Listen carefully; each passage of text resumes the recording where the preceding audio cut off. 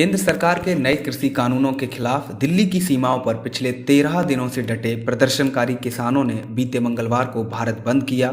Delhi NCR के साथ साथ देश के अलग अलग हिस्सों में सुबह से ही भारत बंद का बड़े पैमाने पर असर देखने को मिला।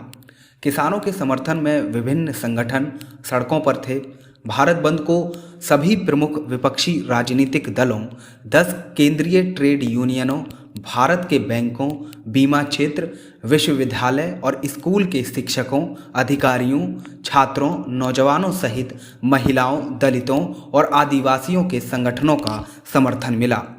ऐसे देश में जहां 80% से अधिक किसान छोटे और सीमांत हैं, सरकार का खेती से पीछे हटना और कॉरपोरेट शाख को प्रवेश देना मौत की घंटी का काम करेगा। किसानों ने सहज रूप से इस खतरे को सूंघ लिया है और वे जानते हैं कि इससे उन्हें अपनी जमीन को इन शाख के हाथों खोनी पड़ेगी। ये वो पड़ाव है जहां मोदी और उनके सलाहकार गंभीर रूप से गलत हो गए हैं। ये वो पड़ाव है जहां उनकी समझ खेती और भारतीय किसान के बारे में गलत हो गई है। उन्होंने सोचा था कि वे किसी भी तरह के कानून को पारित कर सकते हैं, विरोध प्रदर्शन को बेअसर कर सकते हैं और अंत में बड़ी पूंजी के नायक बनकर उभर सकते हैं, लेकिन ऐसा नहीं हुआ। इस बीच सरकार और किसानों की कई दौर की वार्ता हो चुकी है। कुल मिलाकर किसानों की 5 मांगें उभर कर सामने आई हैं।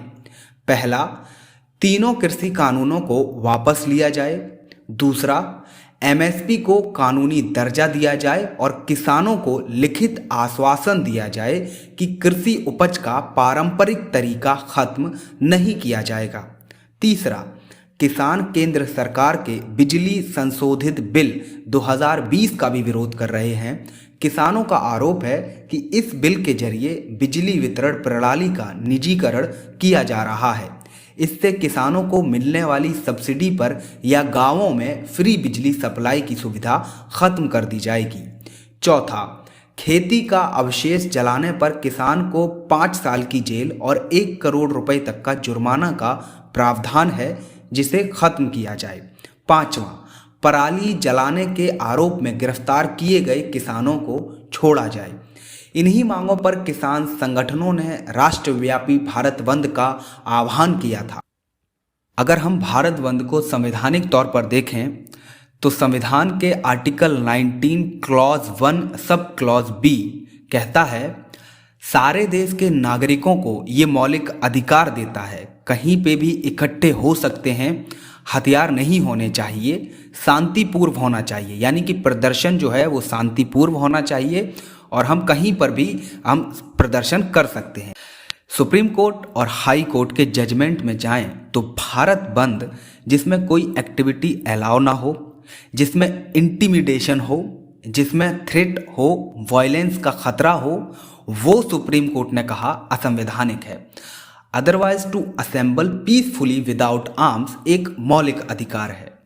एक अच्छी बात सामने आई इस आंदोलन में, सरकार किसानों से बात कर रही है। अगर ऐसा हर आंदोलन में हो कि लोग किसी भी लॉ के बारे में प्रोटेस्ट करें तो सरकार उनसे बात करे तो बेहतर रिजल्ट आएगा।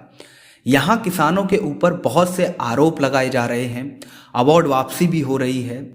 ये किसानों का एक पीसफुली कॉन्स्टिट्यूशनल तरीका है अपने प्रोटेस्ट को दर्ज कराने का। जहाँ सवाल एग्रीकल्चर का आ जाता है तो वहाँ संविधान कहता है कि संसद को अधिकार नहीं है कानून बनाने का। एग्रीकल्चर में राज्य को ही पूरा अधिकार दिया गया है कि आप इसमें कानून बनाएं।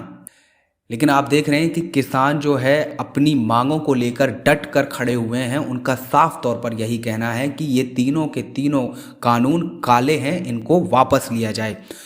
तो साफ तौर पर यह है कि जैसे संसद को कानून बनाने का अधिकार है, उसी तरह संसद को कानून खत्म करने का अधिकार भी है। देखिए, जब अंग्रेज लोग कानून बनाते थे तो हर इंटरेस्ट ग्रुप से बात करते थे। बीएचयू का जब कानून बना तो जो बीएचयू के लोग थे, जो वो मूवमेंट चला रहे थे, उन्हीं से कहा गया कि ड्राफ्ट बना के दो।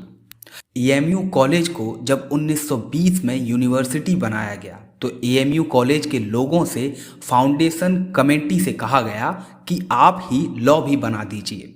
जितना स्टेक होल्डर से कंसिस्टेंट होगा उतना बेहतर लॉ बनेगा और वो लॉ उससे बेहतर इन्फोर्स होगा। जल्दी जल्दी में लॉ नहीं बनने चाहिए। लॉ मेकिंग एक सीरियस बिजनेस है। आज फैसला हुआ, कल लॉ बना दिया, ये अच्छी चीज़ नहीं है। पब्लिक डिबेट होनी चाहिए, लोगों से सजेशंस इनवाइट लिए जाने चाहिए। हम एक जनतांत्रिक समाज हैं, हम एक संवैधानिक समाज हैं। संविधान में हमारे ऊपर लॉ बनाया जाता है, हमारे लिए। ये संविधान शुरू होता है we the people of India. इसलिए जो भी लॉ लोगों के लिए बने उसमें सारे स्टेक होल्डर से बात हो, उनके कंसेस एड्रेस हों। सरकार के पास मीडिया की बहुत बड़ी मशीनरी है, बहुत बड़े रिसोर्सेस हैं, उन्होंने एग्जॉस्ट कर लिए, लेकिन वो किसानों को कन्वेंस नहीं कर पा रहे हैं।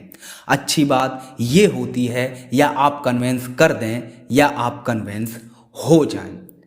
अगर आपको ये वीडियो पसंद आई हो तो इसे शेयर कीजिए और चैनल को सब्सक्राइब करना ना भूलें। जय जवान जय किसान। चैनल को लाइक, शेयर एंड सब्सक्राइब करें और बेल आइकन दबाना ना भूलें।